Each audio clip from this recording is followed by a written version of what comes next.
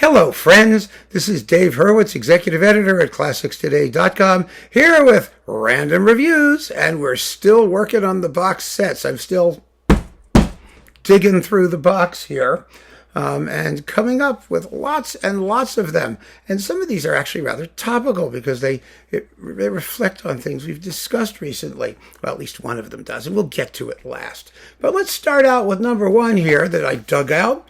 Beethoven, the Complete Piano Sonatas with Richard Goode. Now, Richard Goode, is such a wonderful pianist, a sensitive, thinking man's artist. He's consistently fine. He's always musical and idiomatically appropriate and emotionally on point, and you wonder why people sort of forget about him. Maybe because he just isn't the most exciting guy in terms of his extra concert persona. I mean, he's an educator. He's a calm and quiet kind of person in terms of his public media thing. I've never seen him wear a strapless dress in concert. Maybe he should. It might help. But this Beethoven Sonata cycle, which is on Nonesuch, was universally acclaimed when it was first released as absolutely one of the most consistently fine available. And so it remains. It's absolutely marvelous. It has really no weak links, nothing that falls below a very, very high level of accomplishment. The problem, of course, is that there are many Beethoven cycles that have very high levels of accomplishment. There are some that have like duds and then really exciting peaks and valleys. There are more sort of roller coastery high and lows in some other people's versions. But I return to this Beethoven cycle very, very often. In fact, I have 2 copies of it. Maybe 3. I don't know. I've got a bunch of them because I want it like always to be ready to hand. I use it as a reference edition, not in the sense of like, well, I recommend this above all others. I mean, you can't with Beethoven sonatas. There's just too many of them. But it is very, very useful to learn how the music should go, how it should sound, how it should be played, and what Beethoven is doing. And it's just wonderful for that. It doesn't have a single dead spot in it. And I was really happy to dig it out because now I can put it someplace really visible where I can always reach it. And that's where I want it. That's how I want to do these things. I want to be able to find these performances. And that's how Richard Goode strikes me. As Mozart Concerti too, I don't think there's been anything he's done that I haven't enjoyed. There may be other versions of the same things that I like better by other people, but it's irrelevant. You get to a certain level of achievement, and the comparisons are just questions of personal taste, and the rest is just meaningless, frankly. So this was really nice to dig out. I'm putting it right over here so I can put it in a prominent spot and find it easily when I need to listen to it. After that, let's see, what else have we got? Oh, another piano thing. Yeah, España with Jean-François Heisser. Excellent pianist. We have Albeniz Iberia, Granados Spanish dances, and Escenas Románticas, and Granados Goyescas, and El Pelele, and then the Falla piano music, you the 3-cornered hat, and the Homenaje, and the Fantasia Bética. Oh, that's a great piece. Wow, is that a wonderful piece. It was written for Arthur Rubinstein, I believe. Oh, it's amazing. And then bits of El Amor Brujo and the Cuatro Piezas Españolas and the Tres Obras de Juventud.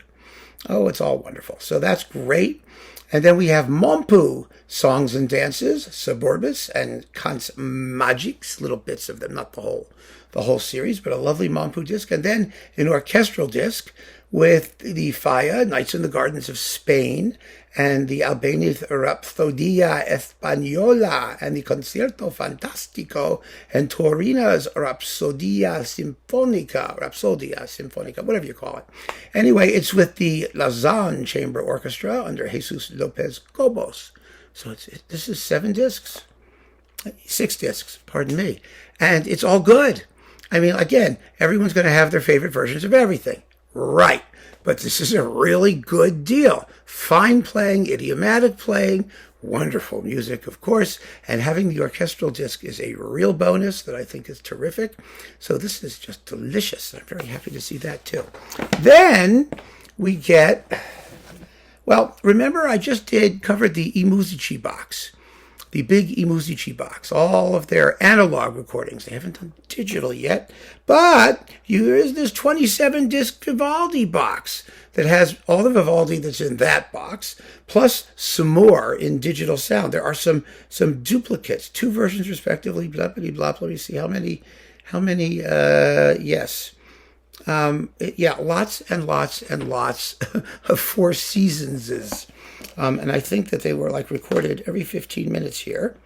Let's see when the last one was, just out of curiosity, if it tells us, because I think you've got the digital stuff in here too. So that means you've got lots of Vivaldi and quite a bit of duplication.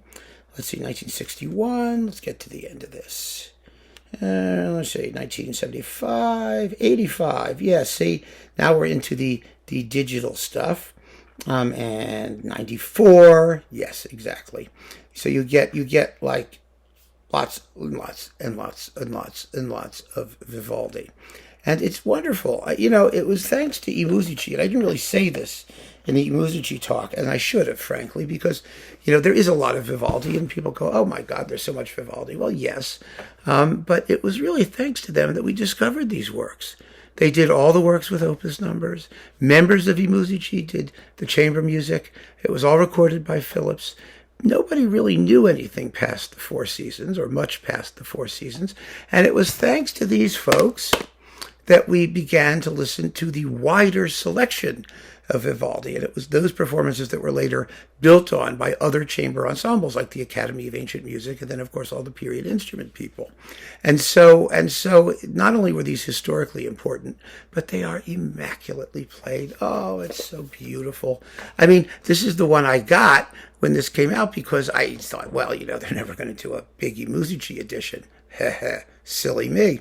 There may even be more coming in the Musici editions when they get to the digital era. We'll see if that shows up someday.